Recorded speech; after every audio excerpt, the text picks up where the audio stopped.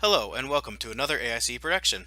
This collection of stories comes from a Reddit user, 360-55512, posted starting about 5 years ago. I love these stories and saved them, and have decided to do an audio recording of them. I hope you enjoy these stories as much as I do.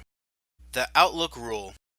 It's yet another rainy Wednesday, and I sauntered back from lunch. The sandwich shop in the strip mall next door had become such a frequent visit for members of the service staff that they had a dishonest used car dealership special on the menu, which I had gleefully taken part in. I walked into my office to find our incompetent deck guy rifling through my desk.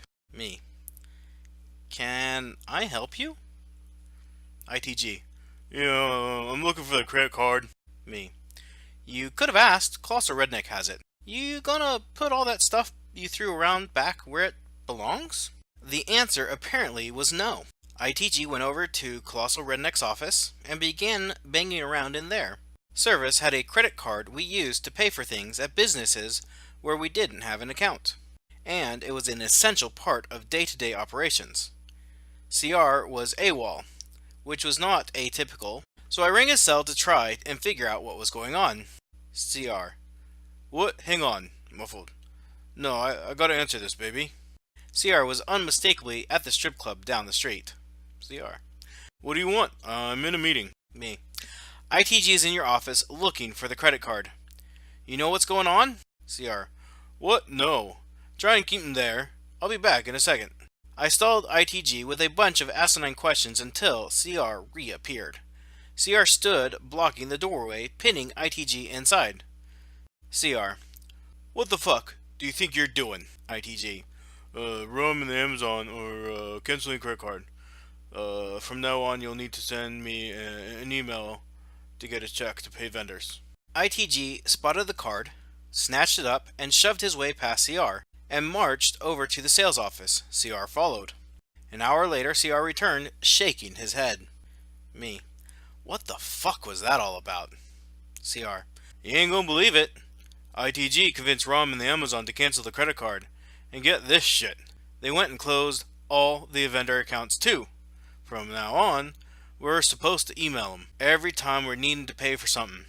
And he'll write up a check. Apparently, the whole company's got to do it this way now. Every bill and purchase has got to go through him first. Me. That's insane. CR. Yup. And that was that. ITG had somehow convinced the owners that he, our tech guy, not a business guy, not an accountant, not an auto repair guy, but the guy who routinely fixed our computers until they didn't work anymore, needed to be in charge of all business expenditures for the entire company. ITG was a mysterious character. No one knew how he got the job, no one knew what he did all day, and no one knew how he managed to stay employed. My lackeys and I figured he had caught one of the owners on video soliciting a prostitute or buying an 8-ball of cocaine, and used the threat of blackmail to stay employed.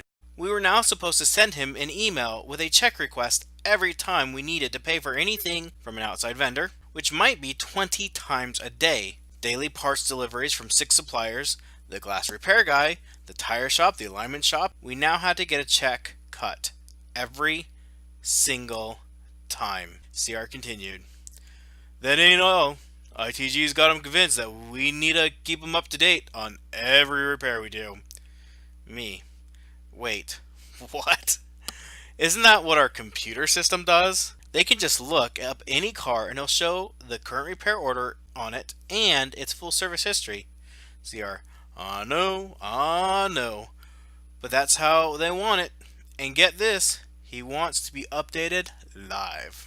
This meant my contact with ITG had just expanded from refusing to talk to him, because he was a vindictive, argumentative dickweed, to having to send him an email for every car, for every repair, every day. As an example, if we got a new car in, my email chain was supposed to look like this. 9 a.m. Hotshotter has delivered 2004 Volkswagen Jetta GL TDI sedan, silver on black cloth, VIN 3VW RR69 M74 M123456. Inventory number 3456. Opened RO 2174. Mileage 106,774. Authorized pre-sale inspection 9:30 a.m. Technician has pulled number 3456 in for PSI RO 2174. 11 a.m. Technician reports 3456 needs front and rear pads and rotors. Price. Tires. Price. New front ball joints. Price. Recommends timing chain. Price. Fuel filter. Price. Replacement windshield. Price. Estimate added to RO 2174. 11:15. The Amazon authorizes replacement front and rear pads and rotors. Price. Tires. Price. Windshield. Price. Refuses ball joints. Refuses timing belt. Refuses fuel filter. For 3456 RO 2174. RO updated and returned to tech. 11:20 a.m. 3456 RO 2174 is scheduled with Mobile Glass Shop for replacement windshield. Price. For 3 p.m. 11:25 a.m. Technician has begun replacing front pads and rotors on 3456 RO 2174. Estimate repair time 0.6 hours. 11:55 a.m. Technician has finished replacing front pads and rotors on 3456 RO 2174. 0.1 hours ahead of schedule. And so forth. For every task on 5 to 10 cars a day. On a typical day, this would have been in the range of 200 emails. Now remember, the important details of this were already being entered live by yours truly into a computer system that anyone in the office could look at. So this was a complete duplication of work. In addition, having to constantly ask ITG for checks slowed us down so badly that we were beginning to fail to get customers' cars finished by the end of the day. What would happen is that we would send a check request by email, nothing would happen. 5 p.m. would roll around and our outside vendor shop would close with our customer's car stuck inside. In fact, ITG's batting average of providing checks in a timely manner very rapidly fell from about 0.5 at the beginning of this ridiculous scheme to just about 0 by the end of the first month. My previous employer, who I was on great terms with, eventually terminated their business relationship with us because we so infrequently were able to pay their delivery driver. Then one day, it all came crashing down. It was a rare, clear Monday in January. The metal spokes of my Jeep's steering wheel was stuck to my hands from the cold, and the overhead display read 11 degrees Fahrenheit. Once at work, I kicked open the back door to the office and immediately something seemed off. It was cold, and it was oddly quiet. The usual beep beep beep of the alarm failed to greet my entrance. I walked over the alarm panel to see what was up, but the display was blank. I pulled the big knife switch on the wall to turn the lights on in the sales bay, but rather than being rewarded with the usual clunk whoom of a row of big HID lamps kicking on, I got nothing. I went outside to look around. The gravestone company next door had power, and so did the kayak company on the other side. The Chevy dealership across the street was lit up too. For all the world, it looked like the power company had disconnected us. I went back out to my Jeep and idled in the parking lot to keep warm until the rest of the staff started showing up. Thelonious Monk, one of my best technicians, who had indeed spent the better part of a decade behind bars, pulled up next to me and rolled his window down. FM. "The fuck you doing out here? Why aren't the doors open?" Me. "Power's out. Disconnected, looks like." The barely contained murderous rage that lived behind FM's eyes flashed to the surface, but he merely snapped his car into gear and screeched out of the lot, not to be seen for the rest of the day. CR came in immediately afterwards, and we went through a similar conversation. He tried calling the owners, but they didn't answer, nor did ITG. CR. "Suppose we ought to open her up anyway? Rom in the Amazon, probably get the power back on in a sec once they get in." We walked over to the service bay, whose big, ancient garage door took 2 people to open on the best of days. CR unlocked it, and we gave it a tug. For all the world, it wouldn't budge. As we were fighting with it, I began to notice an odd sound from inside. Someone was in there using the big utility sink. CR supposed one of the techs had come in a bit early just to bust our shitter. I, being paranoid, immediately thought that it was a crackhead trying to jack all the tools to pawn. We walked around to the man door to try to get in that way. Oddly enough, the man door was hard to pull open as well, but one Herculean tug from the 2 of us, and the door whipped open. The source of the sound was immediately apparent. It was not the utility sink we had heard.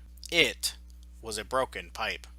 With the power off, the heater hadn't kicked on once all weekend, and the temperature in the shop had fallen well below freezing, causing one of the overhead pipes to burst. Left to its own devices, the broken pipe coated the entire floor of the shop with an inch and a half of ice, not to mention the beautiful silver E-Class directly beneath the breach. CR rushed to turn the water off, and I got on my cell to try and warn the other 3 techs to turn around and go back to sleep. The rest of the office crew arrived over the course of the next hour, each in turn surveying the skating rink in the service bay. The owners arrived, called the power company, and got the power turned back on, and CR and I placed a salamander and a few space heaters around the bay to get it to start to thaw. ITG didn't saunter in until 10 o'clock, but when he did, be assured that the screaming match that ensued was of biblical proportions.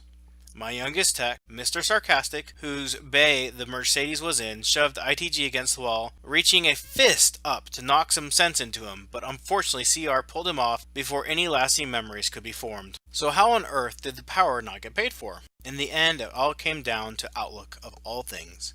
ITG had set up a rule in Outlook to catch any email that came in with the word check anywhere in the subject or body, so that he could be quickly alerted to check requests from us peons. Unfortunately, at an auto repair shop, the word check gets used a lot for things that aren't slips of paper that substitute for cash. Things like, the check engine light is on in that red Golf. Tell sales to check that the gas cap is tight. Technician wants to check for technical service bulletins on it before proceeding. Door check strap is failing to keep the door open. Check valve on the fuel pump has failed. Tell Felonious Monk to check in that E300 when he has a minute. Can you double check that the shimmy in the steering wheel is fixed? And so forth. With service having to constantly update him on every task on every car, ITG was racking up thousands of emails a month with the word check in them, and only the tiniest fraction were check requests. Among all the noise, the vast majority of check requests were not being spotted, including our admin requesting a check to pay the power bill. The final damages totaled more than $50,000, but the owners fudged a few details and got the insurance company to pay for it. The driver's window of the Mercedes had been left down all weekend, so its entire interior was flooded, and insurance totaled it. We also lost our clunker greaseball laptop we used to look up diagrams, but more critically, our Star diagnostic system machine, a $20,000 laptop, and a fancy cable we rented from Mercedes-Benz. Mr. Sarcastic also lost every electric tool in his box, multiple fluke meters, an optical tachometer, a very trick circuit tester, and so forth. Unfortunately, ITG kept his job, which only led to further rumors that he had some kind of saucy blackmail on the owners. But the good news was that in the end, the fire hose of emails I had to send every day ceased, and CR walked into work one morning to find a new credit card on his desk.